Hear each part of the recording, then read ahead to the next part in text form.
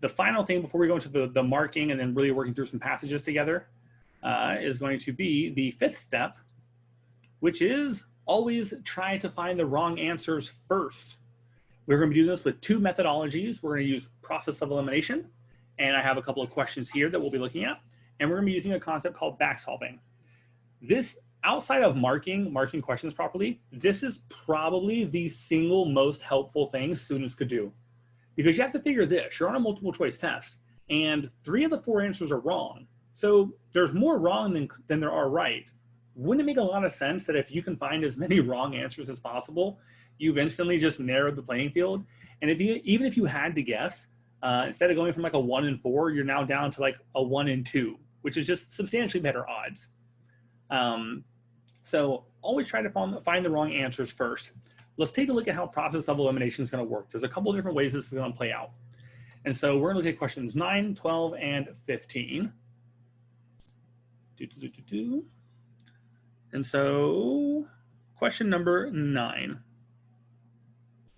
It says, to consider whether the body size of juvenile crabs affects their ability to avoid predation, the results of which 2 groups should be compared. And I'm like, I don't know. Great question.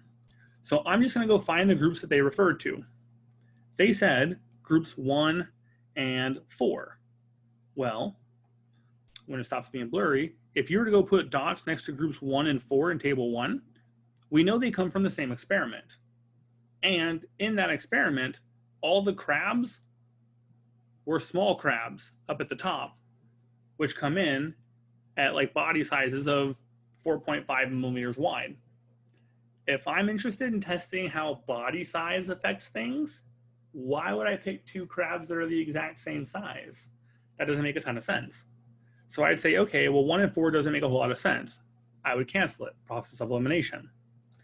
And then I would look at 2 and 5.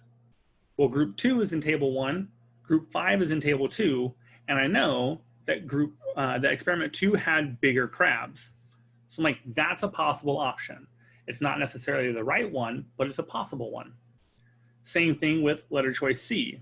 Groups 4 and 8 come from 2 different sets of data, one in table 1, one in table 2.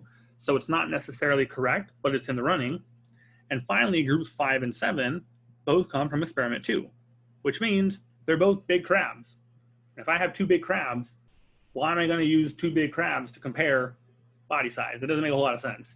And so process of elimination says I can probably discredit that answer.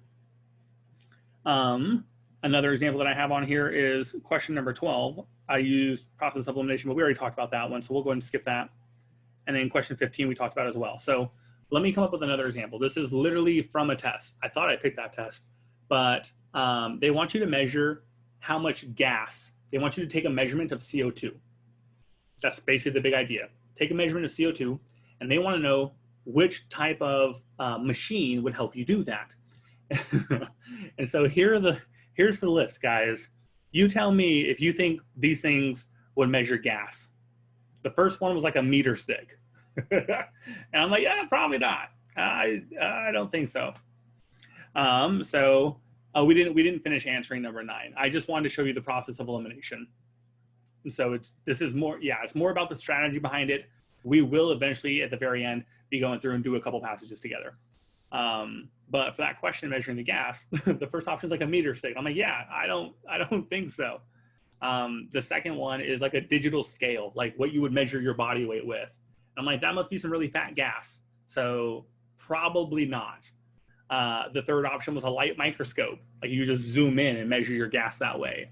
And you're like, no, that doesn't make any comprehensible sense. And so even though you don't know what the fourth answer was, which was a pH meter, I have no idea how a pH meter works, but I know for a fact that the first 3 were not going to be used to measure gas. It just didn't make any sense. Does that make sense to you guys? How you can basically go through and eliminate answer options that don't fit the situation? Go ahead and sound off in chat for me so I know that everybody's on board. So I've got like half of you. There's a little bit more. Okay, here we go. Cool. So basically, it's situations like that. You can go through and you can eliminate answer options and say, that's probably not going to fit here.